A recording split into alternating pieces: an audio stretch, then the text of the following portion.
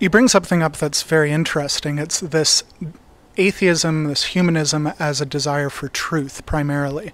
And I'm fond of thinking that the most subversive element against religion, whether it's fundamentalist or whether it's moderate, is developing that critical attitude. And I wonder what your thoughts are on that. Like, you must have gone through a period of doubting these things, and I guess it was very corrosive to these notions of religious truth and answering these sort of hard questions about life. It's my passionate belief that to be indoctrinated into a religion is part and parcel with tamping down and denying these natural tendencies that humans have in them to be skeptical and to ask questions and to try to find the truth. Those components of searching are quashed. They are a part of the whole indoctrination is to say don't do this because it violates the tenets of this faith. And I understand that. I understand that there's still some of it in me, this inclination to say that I shouldn't be doing this, I shouldn't be asking these questions, because that's part of that indoctrination process. Mm-hmm. It is the antithesis of free thought and critical thinking and reasoned argument to engage in religious activity. It's the antithesis of it. So in that same spirit, I want to ask you on a personal level as well.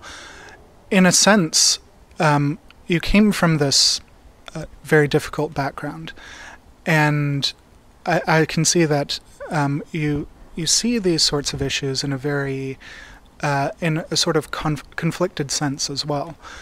And in a way, I want to ask, coming from that hard background and coming from such an oppressive system,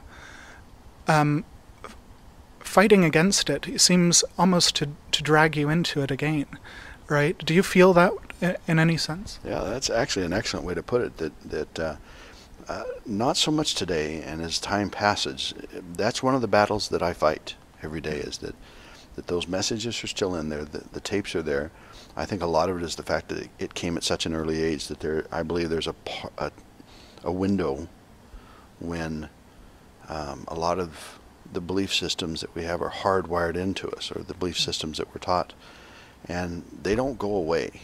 You just have to build up defenses against them, and that's what I have to do.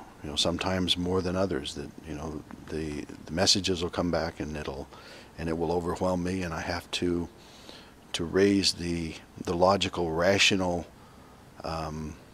armor that I have developed over the years, and I'm getting better at that. But it is a process, and you know what? It may never go away completely, but by being taught that kind of extreme fundamentalism at the right time, at the right age,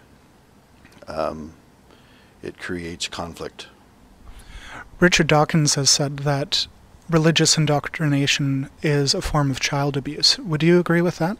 I would absolutely agree with that, but I would also say that it's a very hard, knotty issue to try to deal with as a society, because it goes right to the heart of a parent's rights, to teach their child as they would.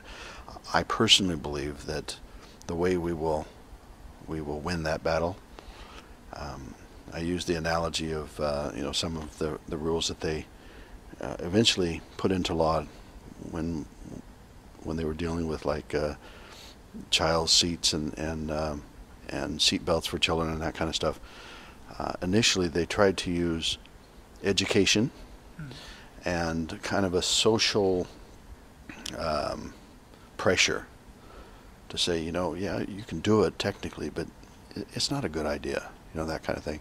They use that a lot with trying to change people's thinking about smoking. Mm-hmm. That, to me, is the way we'll fight that battle, because we can't go in and say you can't do this to your kids.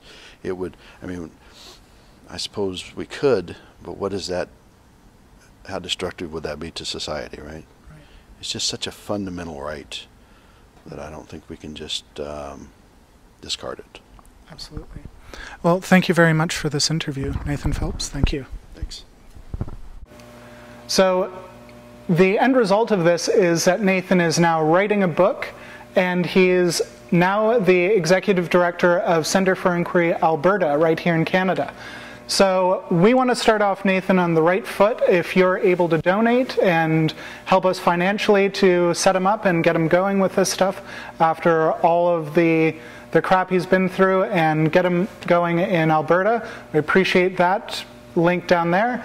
And especially if you're in Alberta, if you're in Calgary, and want to get involved with some of this stuff, we'll be setting up the center there too. And we definitely need volunteers.